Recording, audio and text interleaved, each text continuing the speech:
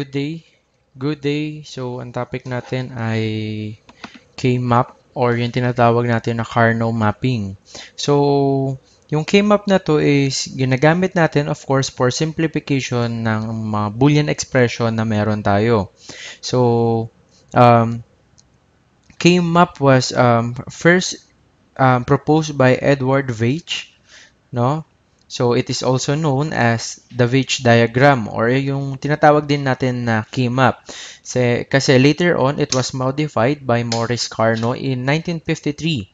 So tong key map na to is composed of, let us say, cells, tinatawag natin. So it is an arrangement of cells where each cells correspond to one line of a truth table.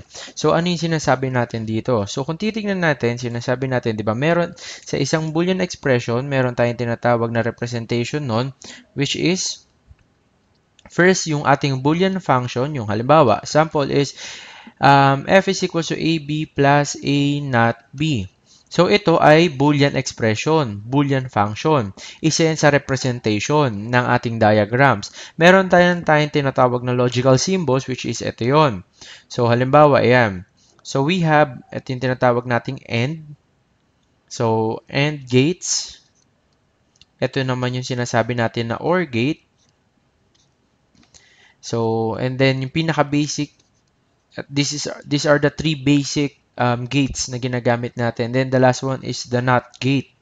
So ito yung first is itong ating sinasabi nga na Boolean expression. Then the second is yung sinasabi naman natin na logical diagram. And then the last one is yung tinatawag nga natin na truth table. So, halimbawa, meron tayong dalawang variable dito, si variable A at si variable B. Same as doon din sa ating diagram or sorry, doon sa ating table. So, A and B. So, ito yung F natin. For example, we have F. F is equals to A times B or sinasabi nating NOT. Ito po yun. So, sa kanya, ang NOT, ang ginagawa niya, tulad nga na sabi natin nakaraan, is multiplication. So, meaning, kung meron akong value na 0, 0, 0, 1, 1, 0, and then 1, 1, yung gagawin natin ngayon na proseso dito sa loob na expression na meron tayo, which is yung end expression natin, is multiplication. Meaning, yung value nito is multiply natin. So, magkakaroon ako ng 0 times 0 is equals to 0, 0 times 1 is equals to 1, and then 1 times 0 is equals, 0 times 1 is equals to 0, 1 times 0 is equals to 0, and then 1 times 1 is equals to 1. So, yun yung mga possible na output na meron tayo. So, sa K-map, katulad nga ng sinasabi natin, representation siya or arrangement siya ng cells na meron tayo sa loob ng ating mapping. So, we have, of course, yung pinaka-map table na required or hinihingi sa atin. So, paano yun? Halimbawa, meron tayong table na A, B. So, ang expression nga niya is F is equals to AB. Ang diagram natin ay yaan. So, ito yung tinatawag natin na AND or multiplication ang kanyang ginagawa. And then, next one is yung F. Okay? So, sa AB na ito, magkahiwalay yung variable na yan dahil representation nga po siya ng ating diagram sa loob nun. So, we have here yung sinasabi natin na A. So, ito yung A variable natin, which is yung A. Ito yung B variable naman natin. So, sa gitna niyan, doon papasok yung value na 0, 0, 0, 1, 1, 0, and then 1, 1. So, sa loob niyan, ayan. So, ito yung pinaka-truth table ng AND gates. Ito yung diagram ni AND gates. So, ano yung nangyayari ngayon? Ano nga yung sinasabi ko? Doon sa mga cells na available yan. Or yung sinasabi nating cells or arrangement of cells na sinasabi dito. So, ito po yun. So, yung sinasabi rin po pala sorry dito, it also represents a different combination of variables of Boolean function. So, ito po yung Boolean function na meron tayo. Yung function na yun, yung sinasabi po natin sa part na representation, kumbaga, ito pong pinaka-value sa loob nito Yung pinaka-value nito, yung pinakalaman nito, ang kinukuha natin dun sa cells na yon. So, let us try dun sa K-map. So, sa K-map, meron tayong, ito yung mappings niya. Halimbawa, yan. So, ayan. So, meron akong isang map. Then, meron akong 4 na cell. So, correspond ng A naught, A, B naught, B. So, ito yung line A sa left side, sa upper side is yung B. So, si A naught ay 0, si A ay 1, si B naught ay 0, si B ay 1. So, kung titingnan natin ngayon sa part na meron tayo, sabi natin, it is a representation of cell. By the way, paano ko ba nakuha yung ganoong klase ng ating K-map? So, kung titingnan natin yung cells na sinasabi dito, cell is equals to 2 raised to n, where n is the number of variables. So, take a look at this, guys. So, kung titingnan natin, meron tayong dalawang variable. May function tayo f is equals to ab. And then, sa loob ng f is equals to ab, meron tayong function, meron tayong variable na a and b. So, asan yun? Ito si a and ito si b. So, sabi, para makuha natin yung variable, yung mga cells na to, number of cells na to, para na mag-come up tayo sa ganitong output, kailangan natin yung equation na 2 raised to n, which is n is equals to your variable. So, if we have n, which is your variable, and then your variable is equals to 2, dahil dalawa yung variable na meron tayo, which is a and b, so magkakaroon tayo ng 2 raised to 2. So, kung 2 raised to 2, ilalagay natin siya as a whole number, we have 4. So, meaning, we have 4 different cells. So, eto ngayon yon. Doon tayo ngayon nag-come up doon sa K-map na sinasabi natin, doon sa loob niya. So, kung representation siya, sinasabi natin representation ng ating diagram, ng ating truth table, sa anong part? So, example, ito, A and B. A and B. So, kapag si A and B naka-invert, halimbawa, ang value niya ay 1. So, ito ngayon yon, si A. Sa first part, we have 0, 0. Asan yung 0, 0 natin? Ang sabi ko, ang 0 ko dito sa part na to ay si A naught. Sa ibabaw ay si B naught. So, meaning, magkakaroon akong 0 times 0. Dahil yun sa expression na pinagkuhanan natin or dun sa available expression na meron tayo. So, A times B is equals to F. So, eto ngayon yon. So, 0 times 0, of course, is equals to 0 dahil ang ginagawa natin ay AND. Ang AND ay multiplication. So, ngayon, saan mapupunta yung 0 na ito? Of course, doon sa K-map na meron tayo, si A naught ay si 0, si B naught ay si 0. So, si eto ngayon si A naught, eto si B naught. Dahil si A, kinonvert natin or atin ni-reinverse or binaliktad natin yung value niya. So, nagkaroon tayo ng 0. So, 0 times 0 is equals to 0. Ito ngayon yung per cell na sinasabi natin. So, the second cell is 0 times 1. Asan ba yung 0 times 1 natin or 0 times 1 na tinutukoy natin? Asaan yung value na yan? So, ito po ngayon yun. 0, ito po yung A natin, no? 0 and then 1. So, saan ko ngayon ilalagay yung value na 0? Dahil 0 times 1 is equals to 0. So, ilalagay ko ngayon yung value na ito dito kay 0 and 1. Okay? So, ito ngayon ay yung not, no? Baguhin ko na lang yung ating representation dahil pwede naman natin siya i-represent as mark or overbar. So, ang gagamitin ko muna ay overbar para hindi kayo malito. So, dahil meron tayong 1 sa part na ito. Now, so to continue, we have 0 times 1 is equals to 0 dahil ito yun. 0 is, sabi niya, sa line column na ito. Sa column niya, meron tayong A. Si A, ang equivalent niya kay 0 ay A naught. So, 0 and 1 dahil nandito siya sa line. Then, 1, 0 is equals to 0. So, 1, 0 or tinatawag nating A. And then, yung 0, which is yung B naught. So, ito yon 0. And then, the last one is 1 times 1. So, 1 times 1, anong value niya is equals to 1. So, saan natin ilalagay? 1 times 1 is equals to 1. So, ngayon, ito ngayon yung pinaka-K-map na meron tayo. By the way, ang pinapakita ko pa lang sa inyo is yung plotting. Plotting pa lang ito ng inyong maps. So, meaning, hindi pa natin kinukuha yung isang function. Remember, ang ginagawa natin is simplification of our certain expression into or papunta tayo doon sa part na sinisimplify natin yung isang certain codes. For example, is itong ang codes na meron tayo or yung value na meron tayo which is f is equals to a times b. So sa loob niyan, sa loob ng K-map natin, meron tayong iba't ibang certain rules na kailangan nating maintindihan sa part na ito. So what are the rules na kailangan natin i-consider? So let us try again yung sinasabi nating AB.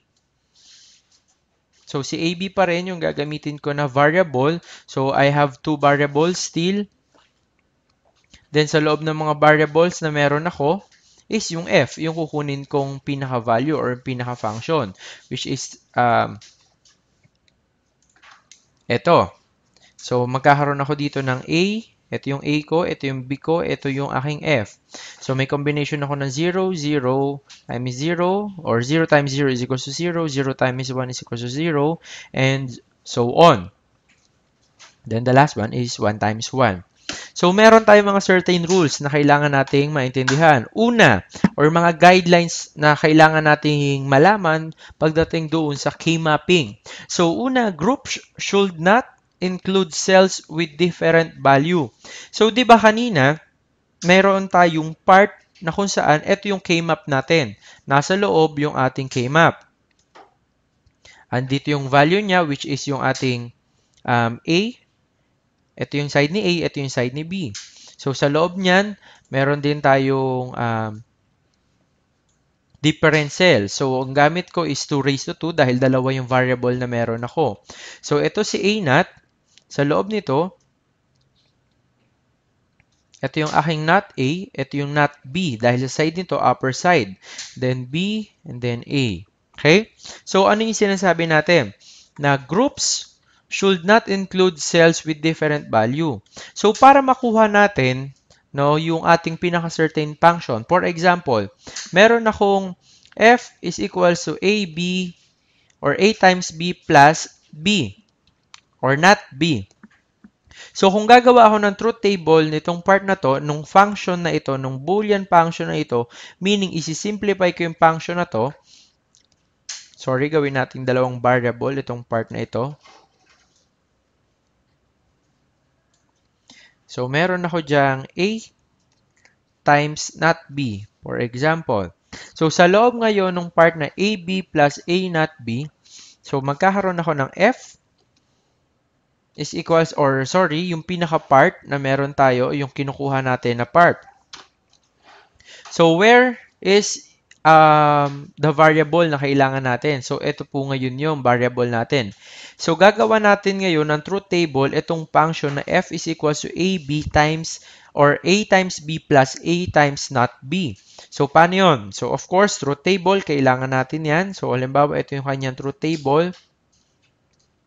So again, nandito pa lang ako sa guidelines, no? So para maintindihan natin yung guidelines na ito, yung group should not include cells with different values, kailangan natin of course magkaroon ng simplified na function. So A, B. So sa loob niyan, ito yung aking dalawang variable which is itong A and then B. Okay? So 0, 0. 0, 1, 1, 0, and then 1, 1. So, yaan pa lang yung values na meron tayo. Yaan pa lang yung kukunin nating value sa kanya. So, maraming possible value na lalabas dyan. Depende ngayon kung ano yung pinaka gusto nating output para sa kanya. So, isi-simplify natin ngayon yung part na yan. So, A, B. So, una, kailangan nating makuha si A and B. So, ngayon, halimbawa, ito, A times B. Ano ba si A times B? So, ito muna ako, A times B. So, A times B is equals to 0, 0, 1, and then 1 times 0, 0, and then 1. Then, the next one is A times B na part, no? So, para makuha natin si A times B na part, kunin muna natin si not B. So, anong not B? Inverted B lang naman siya. So, ito yon, A not B. So, babaliktarin ko yung value ni B. So, which is yung 0, 1, 0, 1. Magkakaroon ako ngayon ng 1, 0, 1, 0. And then, saka ako magpo-proceed sa A times not B. So, ang multiply ko ay hindi na itong B part na to, kundi itong not B na. Kay A. So, 0 times 1 is equal to 0, 0 times 0 is equal to 0, 1 times 1 is equal to 1, and then 1 times 0 is equal to 0. Saka ngayon ako pupunta kay AB plus A times not B, which is yun naman yung ating F, equivalence niya. So, pinakalas na siya. So, kunukuha na natin yung pinaka-function. So, ano yun? Addition ng A times B at A times not B. So, meaning, add ko tong line na ito, column na ito, sa line na ito. So, magkakaroon ako ng 0 plus 0 is equal to 0, 0 plus 0 is equal to 0, 0 plus 1 is equal to 1, and then 1 plus 0 is equal to 1. So, ngayon magpo-proceed ako dito sa mapping na meron ako. So, bubuksan ko ngayon, or hahanapin ko ngayon si A and B. So, ang ginagamit natin ay multiplication. So, once sa multiplication, yung nasa loob niya, ang value niyan ay 1, which is yung tinatawag natin na mean term. And then, kapag addition naman, yung nangyayari sa loob nun is tinatawag natin na max term. So, yun naman ay 0. So, ngayon sa part na to, i-plot natin si A and B. Asaan ba si A and B? Which is, ano nangyayari sa kanya? Multiplication. Meaning, 1 yung ilalagay nating value sa loob na to. Asan si A and B? Ito. Yung part ng A and B. So, asan yung column nila or yung cell? Ito yung cell ngayon. And then si A and then not B. Asan yon? Ito yung si A, ito si not B. Which is, kapag nag-meet yung dalawang cell is nandito. Dito ngayon papasok yung groupings natin. So, magkatabi silang dalawa. Meaning, pwede ko silang gawing one group. Okay? One group na sila ngayon. So, magkakaroon ako ngayon ng F is equals to, so, dito na pumapasok yung purpose of simplification, no? So, from A times B plus A times not B, papasok tayo ngayon sa simplified na na ginagamit natin sa K-mapping na to, which is nagkaroon tayo ng groupings, which is kung tinignan natin yung left side ng group na ito, meron lang tayong value na A. So meaning, meron akong A dito sa part na to. Okay? And then sa ibabaw niya, ano yung nasa ibabaw niya? Dahil isang group lang siya, multiplication lang din naman yan, magkakaroon ako ng B naught times B. So, kung babalikan natin yung postulates ng theorem, si B na times B, so sabi, pag minultiply natin yung isang variable sa inverted variable niya, or dun din sa variable na yon pero inverted lang siya, ang kalalabasan nun ay, it's either 0 or 1. So, let us say, ang value na lumabas ay f is equals to a times, halimbawa, ito ay 0. Or recall nyo na lang doon sa inyong postulate ng theorem. So, kung, 1. So, kung 1 times 0, 1, a times 1 na ilalabas, so magiging f is equals to a times 1 na siya. No? So, ito sa postulate ng theorem, identity if I'm not mistaken, f is equals to a times 1. Yung a times 1 daw sa postulate ay a. So, ang variable natin ngayon, ang pinaka-final answer natin is A. Meaning, simplified na siya from A times B plus A times not B. So, kesa gumamit tayo ng ganito kahaba na table at ganito kahaba na function, gagamitin na lang natin si F is equals to A. So, paano yung pinakamadaling part kaysa gumamit tayo ng postulates and theorem sa part na ito? Pwede tayong gumamit dito mismo, i-simplify na natin siya sa ibabaw niya. Saang part yon? So, kung titignan natin sa left side ng groups na meron tayo, ginroupings natin ito. So, ginroup natin siya. Dapat, kung titignan natin yung left side niya, solo lang to, no? Solong A lang naman yung tumama sa part na ito, sa cells na yan. Pero ito, in case dito, sa ibabaw nitong groups na ito yung groups na ito, meaning, from this side to this side and these sides, sakop niya ito. At kung titingnan natin yung ibabaw nila, ano yung value na meron sila? Si B naught at si B. So, kung nakita natin na meron tayong variable at inverted variable sa loob noong ating K-map, at tumama sila sa isang groups na meron tayo, so consider na po natin na hindi na natin isasama si not B at si B. So, kapag ka tumapat itong groups na ito sa ibabaw niya, alisin nyo na yan. Huwag nyo na siyang i-consider. Ang kukunin nyo na lang is yung wala siyang kasama or partner na variable or inverted variable mismo nung same variable na meron po tayo sa loob niya. So, yun po ngayon. Doon po pumapasok yung part ng groupings natin. So, doon po sa rules or sa guidelines na meron tayo sa kanya, so, kung titingnan natin, may mga guidelines nga po tayong sinasabi dito. First is groups should not include cells with different value. So, halimbawa, meron akong K-map. Ito yung first rule na sinasabi natin. No? So, sa K-mapping natin, ayan po yan. So, meron ako dyang, ito yung aking A, ito yung aking B, and then A not, A, and then B not, B, and then yung aking B. So, ngayon, sa loob nito, halimbawa, meron ako ditong 1, 0, 1, 1. So, ano yung pwede ko i-group dito? Pwede ko i-group ito, then pwede ko ring i-group ito. Pero sabi nga doon sa guidelines na meron tayo, group should not include cells with different value. So meaning, hindi ko pwedeng isama sa groupings si 0. Dahil ang hinahanap lang naman natin is yung merong same value, which is yung puruan lang naman. So ngayon, ang tanong, bakit by 2's yung ginagamit kong values or yung aking groupings na ginagawa? So, ang sinasabi dito, groups can be horizontal or vertical. So, kung papansinin nyo rin, yung groupings na ginagawa ko dito is mostly vertical and horizontal lang dahil isa yun sa rules and guidelines na meron po tayo. So, meaning, kung ayan yung aking pinaka-K-map, ang groups lang na pwede natin gawin ay vertical and horizontal lang. So, or vertical horizontal na meron tayo. So, hindi pwede yung another file or yung umiikot-ikot na groupings. Halimbawa, meron kang ganyang value. So, dahil magkakatabi sila, no, pare-pareha silang 1, lahat sila groups na. No, hindi sila pwede. Dapat, ito lang group, horizontal, and then vertical. So, paano ko ba nasabi na ganun yung way of groupings na meron tayo? No? Sa groupings na meron tayo, i-consider natin na ang groupings lang na dapat natin or sa isang group, dapat ang value lang na nasa loob niya ay 2, 4, 8, 16, and 32. Which means kung titignan natin sa groupings natin na meron tayo ngayon dito sa loob niya, so ito yung buong groups na meron tayo sa loob na to. So sa pinakalaman niyan, so balikan natin. So, meron akong 1, 1, and then 1, and then 0. So, sa loob nito, di ba? So, ang available lang ay 2, 4, 8, 16, and then 32.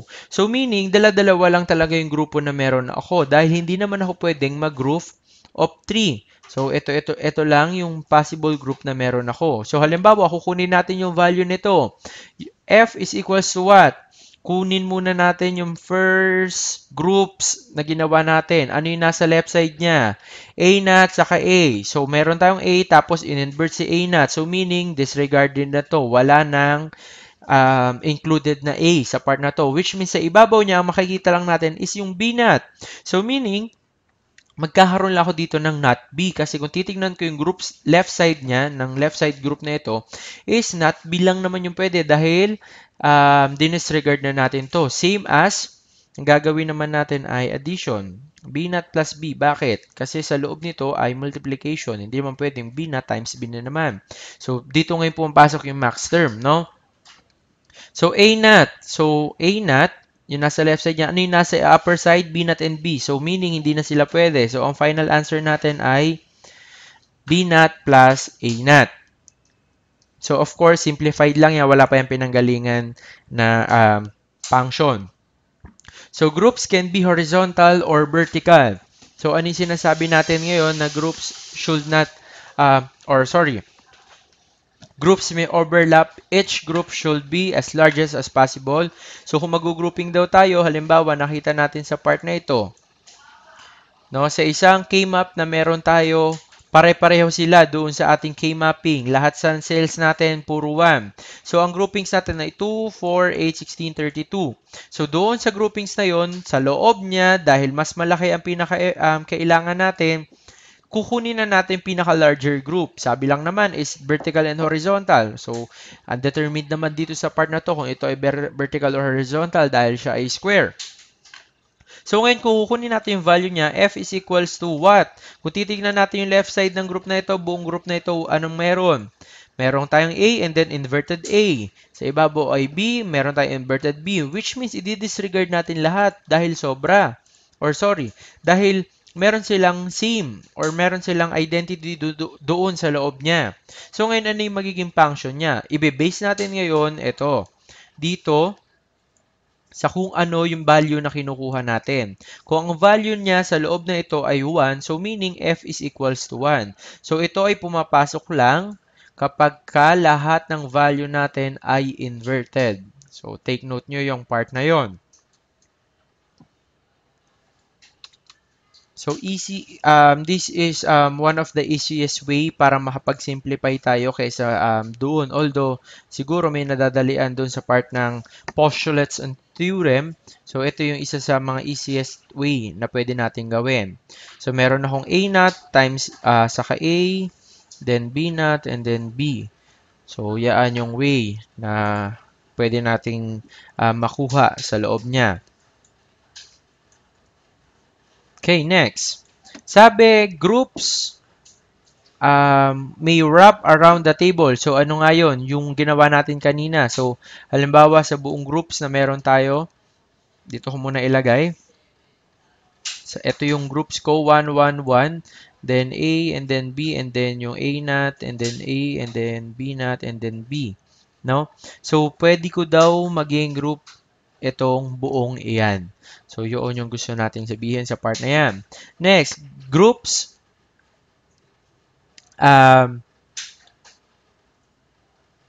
For a 4-variable map, cells occupying 4 corners of the map, pwede rin naman po yan. And ano pa, pwede rin naman tayo mag-overlap, no? Pwede tayo mag-overlap sa part na ito. Ito yung pinakauna, yung una sinasabi. Ano yung part na yon? Halimbawa, meron na tayong cell na 2 raised to 3. So, 2 raised to 3 is equals to 8. So, meaning, meron tayong 8 cells sa loob nun. So, 4 sa loob niyan, ayan. Yan ngayon. So, yan yung isa sa mga possible cells na gagawin natin. So, sa loob ngayon yan, halimbawa, meron ako nakita ditong 1. Then, meron ako ditong another 1. So, ngayon, sabi natin, groups may wrap around the table. So, or pwedeng mag-overlap. So, saang part yon? So, meaning, ito, kung magkatabi sila, side by side, pwede ko ngayong kunin ito as one group. Kung ito ay nandito, pwede ko itong kunin as one group naman niya. So, pwede yan. So, kung halimbawa, ang group nyo ay lahat ng 1 ay nasa gilid, so pwede siyang, ito yung buong group. So, group niya yan, magkakagroup sila ngayong 4. So, pwede yan as long as sakto sila doon sa side na meron tayo or na-meet nila yung pinaka-sides na available doon sa atin or sa loob mismo ng ating pinaka-cells. So, sa available cells na meron tayo. So, let us say, halimbawa, meron akong 1 dito, then meron na naman akong 1 dito. So, meaning, pwede kong kunin to as group. Kung meron akong 1 dito, and then meron 1 dito, of course, pwede ko itong group, pwede itong group, at magkatabi itong part na to, pwede sila ngayong maging magka-group. And then, another group dito sa part na to. Bakit hiniwalay ko pa? Dahil hindi nga tayo pwedeng magkaroon ng 3 value sa loob ng cell. Ang sabi ko ay 2, 4, 8, 16, and 32, and 64, and so on. Kung may mas mataas pa tayong value na makukuha sa kanya. So, yun po yung sinasabi natin sa part na ito. Next one. Meron tayo ngayon tinatawag na 2 and 3 variable maps. So, ano yung meron yan? It consists a map or it is a map consisting of 2 raised to 2 is equals to 4 cells. So, ano yun? Ito nga yung ginagawa natin ngayon dito. Yung 2 raised to 2 is equals to 4 cells. So, burahin muna natin tong part na ito.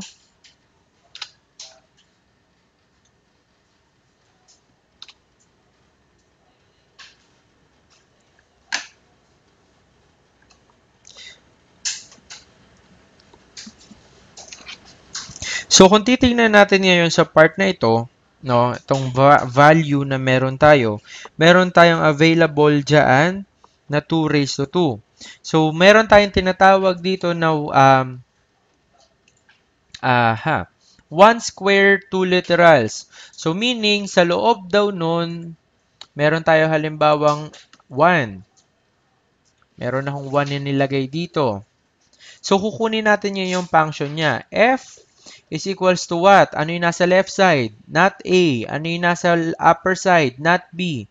So, magkakaroon ako ng A na times not B. Bakit multiplication yung ginawa ko? Kasi yung value na nasa loob niya is 1. So, another example. Naglagay ako dito ng 0. So, ano yung pinaka-output niya? F is equals to A, yung nasa left side. Then, sa upper side is plus B. Bakit addition ngayon yung kinalabasan or addition yung nangyayari? Kasi yung pinaka-value sa loob ng K-map natin is 0. So, kapag 1, yung tinatawag nating min term, which is multiplication yung ginagawa, and then 0, addition, yung ginagawa natin sa part na yan. So, meron tayo ngayon, sinasabi dito na 2 square or 1 square and then 2 literals. Next one. Meron naman tayong tinatawag na 2 adjacent square, 1 literal. So, paano naman nangyari itong part na to? So, alisin ko muna ito.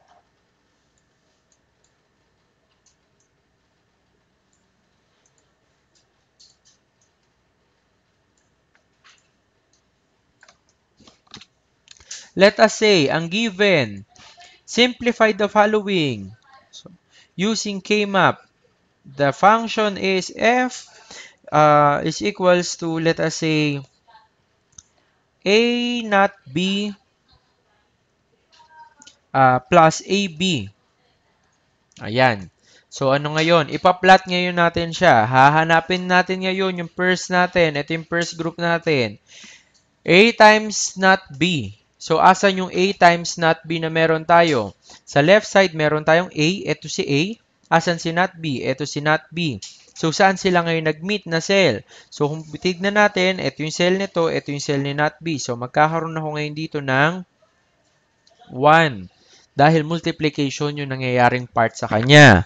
Then, next one, meron akong A times B. Ito ngayon si A times B. Asan ngayon si A times B? So, ito si A, then si B. Saan sila magmi-meet na cell? Ito ngayon yun. So, ngayon, dito na papasok yung groupings na ginagawa natin kanina. So, ito ngayon ay magka-group. So, pag naka-groups na lahat ng cells na meron tayo na groups na natin, kukunin natin ngayon yung function niya. F is equals to what? Tignan natin yung left side. A. Ano yung nasa ibabaw niya? Not B and B. So, meaning disregarded na sila. Wala na ito. So, ang final answer na lang ay F is equals to A. So, meron tayong 2 adjacent square, 1 literal. Next one, we have the 4 adjacent square or yung tinatawag natin logic 1, sum of product, and then the logic 0, yung tinatawag natin na product of sum. So, try naman natin sa part na ito. So, another example, by the way, bago ako mag-proceed sa next for adjacent square na sinasabi natin. Let us say meron ako another function which is f is equals to a plus b times a naught plus b. So, another function. So, paano natin kukunin ngayon tong part na to?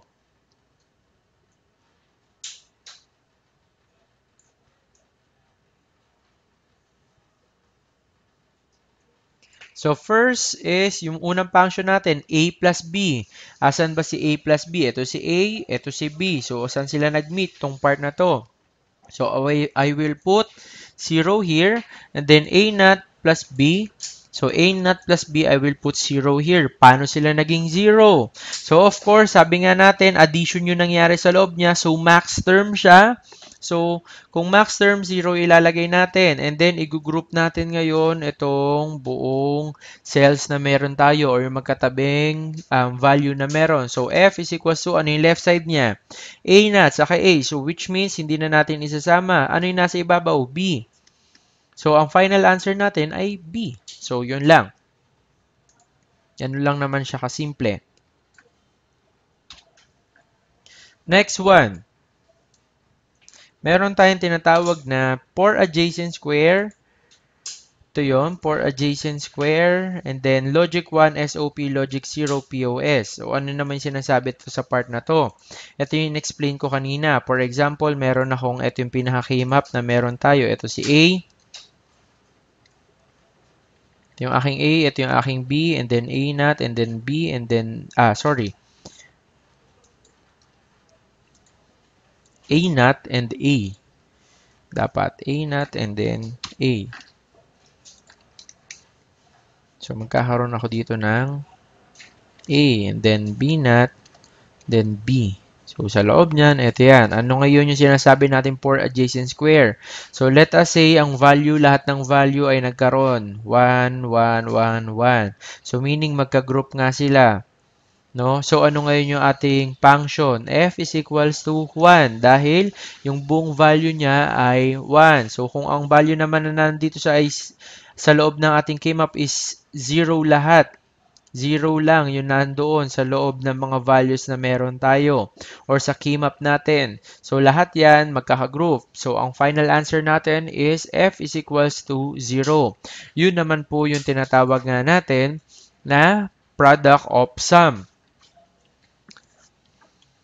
Next is three variable mapping naman.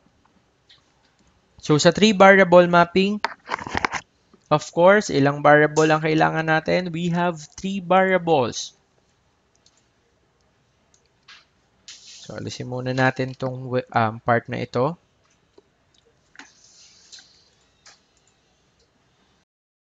So, again, we have the three variable map. So, ano yun? It consists of 2 raised to 3 is equals to 8. 8 cells na meron tayo. So, ito yung sample na cells na meron tayo. So, sa loob nito, meron tayong possible na 8 cells na mag-output. So, para ma-draw natin yung part na ito, makuha natin yung pinaka-value sa loob ng ating pinaka-cells. So, kung titignan natin sa ating truth table, kadalasan ginagawa natin ay 0, 0, 0, 1, 1, 0, and then 1, 1. So, ito ngayon sinusunod natin kapag nasa truth table tayo. Now, hindi na natin siya susundin sa part ng K-map dahil ang gagawin natin yung tinatawag natin na gray code which is yung 0, 0, 0, 1, 1, 1, and then 1, 0 na part. So, kung ilalagay natin ito, halimbawa, magkakaroon ako ng A naught, impossible value, and then A, then B naught, not C, then B naught, C, then BC, and then B naught, C. So, ngayon, paano nag-come up dito sa part na to? Ito ngayon sinasabi natin na gray code na 0, 0, 0, 1, 1, 1, and then 1, 0. Paano sila naging 0, 0, and then 0, 1, 1, 1, and 1, 0? So, halimbawa, sa state ng computer, nagsimula tayo ng 0, 0. Mag-umpisa magpapalit dito per bits is itong nasa pinaka-right side natin. So, kung magpapalit ito ay stay put, magkakaroon ako ng 0, nag-iba yung value nito, naging 1. Ngayon, dahil nag-change yung value nito, ito ay magiging as is. Ito namang 0 yung magbabago. So, magkakaroon ako ngayon ng 1, 1. Dahil nagbago na itong part na to, as is naman siya, yung 1 naman ang magbabago, magkakaroon ako ng 1, 0. So, ngayon, ito ngayon yung gray code na sinasabi natin. 0, 0, 0, 1, 1, 0, and then, or 1, 1, and then 1, 0. So, dalawa, pwedeng horizontal at pwedeng vertical. So, kung titignan natin, yung mas malaking variable sa loob nun, doon natin nilalagay yung pinaka-apat na cells na sasakupin niya. So, same lang din naman yung structure niya. A naught pa rin dito, and then A, and then B naught, C naught, then B naught C, then B C, and B naught, or B and not C. So, ngayon, kailangan nating ma-determine yung kanyang numbers of row. So, paano natin kukunin yung row na yon? Halimbawa, ito ay 0, ito rin ay 1. So, sa part natin ngayon, kung titignan natin, hindi tayo pwede mag-imbento na ito ay row 0, this is your row 1, row 2, row 3, and so on. Hindi siya ganon nakakasunod-sunod. Hindi ganon yung pagkakasunod-sunod niya. So, dinidetermine natin yung pinaka-numbers of row, kung anong row yung kukunin natin once na meron tayong binary value sa loob na yon. So, example, meron ako ditong 0, 0, 0. Saan nakuha yung 0, 0 na to? Sa left side, meron akong 0. Sa upper side, meron akong 0 and then another 0. So, same lang din sa susunod. Meron akong 0, 0, 1. So, 0, 0, 1. Then 0, 1, 1. Then 0, 1, 0. So, kung titignan natin yung sequence na kinukuha ko, magkakasunod lang naman. A, B, C. So, yung value lang niya na iba. Meron ako ngayon ditong 1, 0, 0, then 1, 0, 1, and then 1, 1, 1, and then 1, 1, 0. So, paano ko ngayon madidetermine yung pinaka-value na yan? So, ito ay binary numbers. Meron akong 0, 0, 0. Kung akin ito ngayong i-convert into whole number or decimal number, of course, ang value niya ay 0 dahil wala naman tayong kinuhang value. So, ngayon, siya ngayon yung tinatawag natin na row number 0. Next one, meron akong 0, 0, 1. 0, 0, 1. So, halimbawa, i-convert natin to into whole number decimal, magkakaroon 1, 2, 4. So, meron akong 1. So, ang value nito ngayon ay row number 1. And then, next one is 0, 1, 1. So, 1, 2, 4. 2 plus 1 is equals to 3. So, meron akong row number 3. Then, next one is 0, 1, 0. So, 1, 2, 4. So, walang ibang value sa ibabaw ni 1. So, meron lang akong 2. So, 1, 0, 0. Next part. So, 1, 0, 0. 1, 2, 4. So, meron akong value na 4. And then, 1, 0, 1. 1, 2, 4. I have 4 plus 1 is equals to 5. Row number 5. And then, 1, 1, 1 is 7. And then, 1, 1, 0 is 6. So, yun po ngayon yung nade-determine natin na row. So, magiging mahalagang part po ngayon yung rows na sinasabi natin dito. So, next one. Same lang din po yun ang pagtawag natin ng row dito sa another K-map na meron tayo as long as nandoon yung binary number na kinukuha po natin sa kanya. Okay. So, next is meron tayong tinatawag na 1 square, 3 literals. So, ano yung pinaka-output ng 1 square, 3 literals na sinasabi natin ngayon?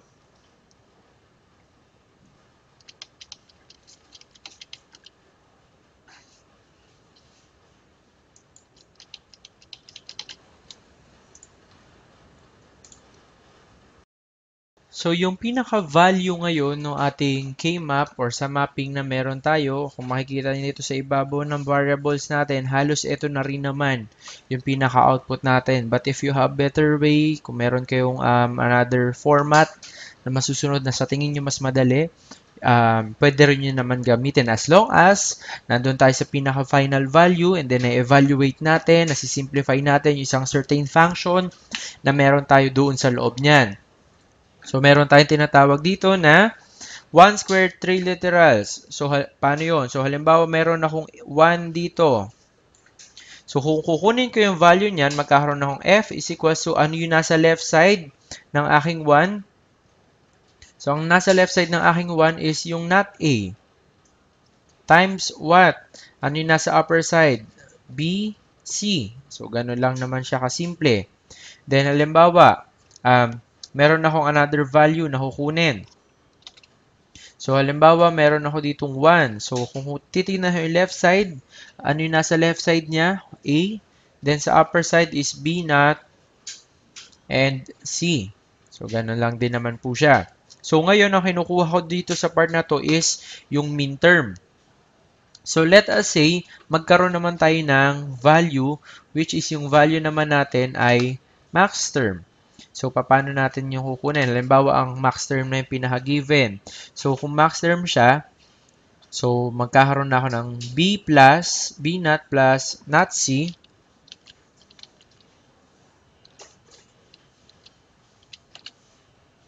B naught plus not C. Then, B naught plus C. And then, B plus C. Then, B plus not C. So, ngayon, sa part na ito, max term. So, sinasabi natin dito na meron akong 3 variables. So, 1 square, 3 literal. So, sa loob ngayon ng aking pinaka-K-maps, so, magkakaroon ako halimbawa dito ng 0.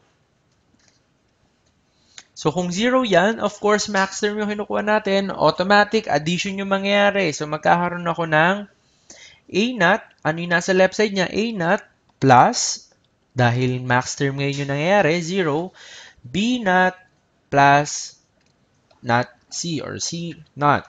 So, ganun yung pagkuha natin ngayon ng value sa loob niyan. So, ganun lang naman siya kasimple sa part na ito. Yun yung sinasabi natin na 1 adjacent square and then meron tayong 3 literals. Literals or yung variables na sinasabi natin. Pagdating sa programming, web programming, or anumang klaseng programming yan, pumapasok sa atin yung part ng literals. Constant value yan. Hindi yan nagbabago. So, meron tayong next part dito, yung tinatawag naman natin na 2 adjacent square and we have 1 literal. So, paano ngayon yung part na yon? Ano yung pinaka-basis natin sa ating problems? So, let us say, meron akong given function. Oops. So, may given function ako, for example. Anong function? Para sa 2 adjacent square. 2 adjacent square. I have 2 adjacent square and 2 adjacent square and 2 literals lang pala siya. So, 2 adjacent square and then 2 literals. So, halimbawa, meron nga tayong given na f is equals to a not b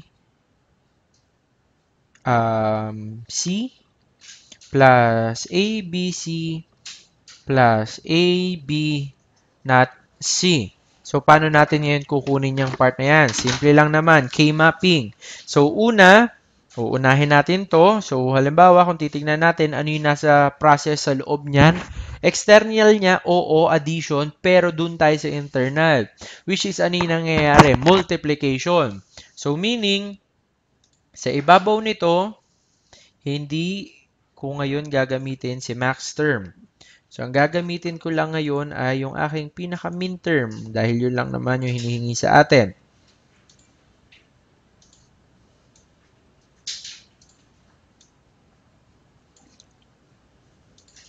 So, magkakaroon ako dito ng B not C or B not times not C. Then, B times C. Then, BC and then B not C. So, ngayon, kunin natin yung value ng aking F is equal to AB not C plus ABC plus AB not C. So, ngayon, ano po ba yung first function na meron tayo? AB not C. Asan ngayon si AB not C? Ito po siya. Sa left side, meron tayong A. Asan po ngayon si B and B not and C? Ito po sa ibabaw. Saan po sila nag-meet? Dito sa part. So, maglalagay ako ngayon dito ng 1. Bakit po 1? Sa loob po nito ay meron akong min term. Min term po yung nangyayari sa loob niyan. Next, meron akong ABC. And then A, and then B, and then C. And then the last one is A times B times not C. So, ito po yan. So, remember, ang groupings po natin, 1 po dito, pare-parehas po silang 1 ang value sa part na ito. So, ngayon, dahil nga mean term yung ginagamit natin, so sa grouping natin, sabi ko kanina, ang grouping lang natin ay 2, 4, 8, 16, 32, and so on. So ngayon, sa part na ito, meron lang tayong tatlong value, which is hindi natin sila pwedeng pagsama-samahin. Ano ngayon ang kukunin nating value sa kanya? So meron tayong pwedeng maging group 1.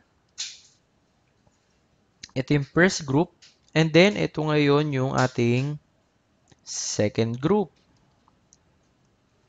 So, kukunin po natin ngayon yung value ng first group na meron tayo. Ano po ba yung nasa left side niya? Ang nasa left side po niya ay A. So, magkakaroon ako ng A dito. Ano yung nasa upper side? Meron akong BC, B not C, and yung atin pong BC. So, ngayon, kung titingnan po natin yung nasa upper side nitong dalawang ito, meron akong B not and B. So, hindi na po natin ngayon isasama si B not saka si B dahil sabi ko nga po, once na natagpuan natin or naka-encounter tayo ng ganyang part, disregard na siya. So, ang kukunin na lang natin sa kanya ay si AC. Okay? So, next one. Ano po yung nasa left side naman niya? Or yun nandoon sa left side nung atin pong second group na sinasabi. So, ano po yan? So, sa ibabaw po niyan, meron po tayong, or sa gilid po niyan, left side, meron pa rin po tayong A. Then, sa upper side, meron tayong B, C, and then B not C. So, sa part ngayon naman na po ito, ano po ang hindi natin isasama? So, ang hindi po natin isasama sa part na to is si C at C not C dahil inverted po yung value na yan. So, magkakaroon lang ako ng AB. So, ngayon, mean term yung nangyari na yon sa loob nun, sa buong group.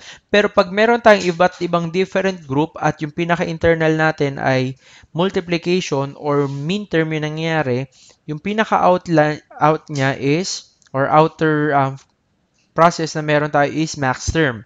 So, magkakaroon ng final answer na AC plus AB. So, ngayon sa part na to, hindi pa siya talaga final answer. Why? Because ang ginagawa natin is simplification. Meaning, masisimplify ko pa yung pinaka-value ko sa loob nito gamit ang postulates and theorem. So, gagamitin natin yung distributive. So, di ba sa distributive, pwede kong kunin itong A, and then yung multiplication nasa gitna nila. So, magkakaroon ako ng A times. Then, kukunin ko ngayon si C. Then, yung remaining process. And then, si B. Distributive po yung ginagawa ko. So, ang final answer po natin ay F is equals to A times C plus B. So, yaan lang po ngayon yung pinaka-final answer na meron po tayo. Next one. Meron po tayong tinatawag na 4 adjacent square and then we have 1 literals or 1 literal na sample sa loob nun. So, let us try. So, we have 4 adjacent square and then, of course, 1 literals na available doon sa loob niya. So, paano natin ngayon kukunin?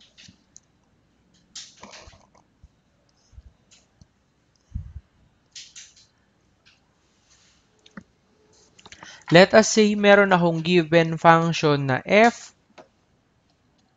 is equals to a naught, b naught, c naught plus a, b naught, c plus a naught, b, and then naught c, and then meron akong a, b naught, and then c. So, kapag plotting yung nangyayari, a naught, b naught, c, asan tong part na to? Mean term.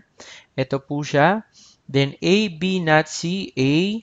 Then, not b, asan po yung ibabaw na yon? Ito po, and then si not c. So, nandito po yung second na functions na meron tayo. And then, the a not, b not c. A not, and then b not c. Ito po.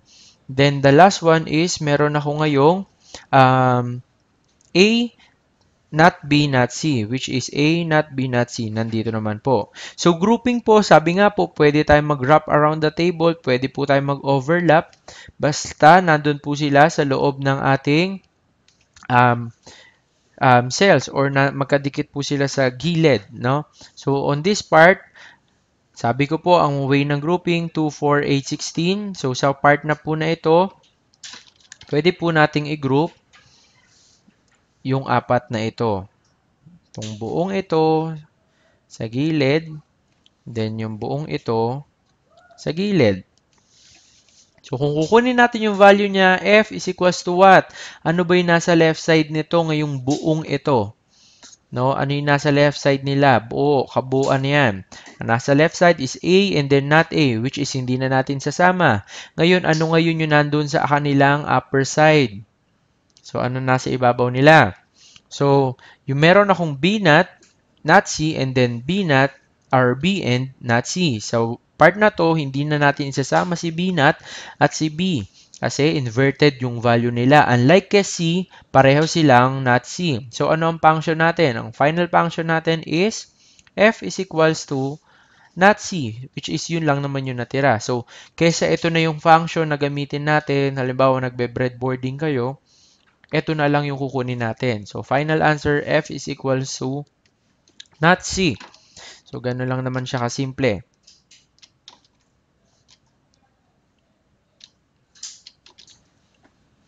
Next one, or next example. So, let us say, ang value na nakuha naman natin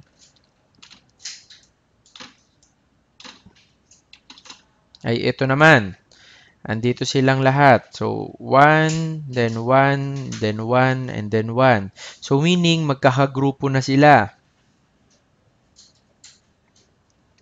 So, kung titignan natin yung nasa left side niya, f is equals to a naught. So, ngayon, ano yung nasa ibabaw? B naught, C naught. Kung titignan natin, lahat ito naka-invert. So, meaning, ang final answer natin ay f is equals to not a na lang. Kasi disregarded na yung mga value sa ibabaw. Then, next one. We have, halimbawa, itong another sample, 1, then 1, then 1, and then 1. No? So, i-groups natin sila, magkaka-group. Ano yung nasa left side? A naught, saka A. So, hindi nakasama itong dalawang to. Ano na lang yung nasa ibabaw?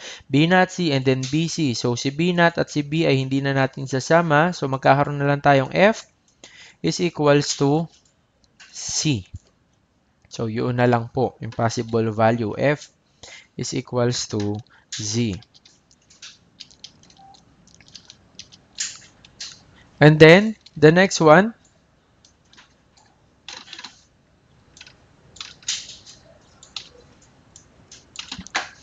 meron tayong tinatawag ngayon na Logic 1 SOP and then Logic 0 POS. So, ano po yung ibig natin sabihin dito? Katulad lang din naman po nung kanina na pag meron akong 1 sa lahat, lahat po yan.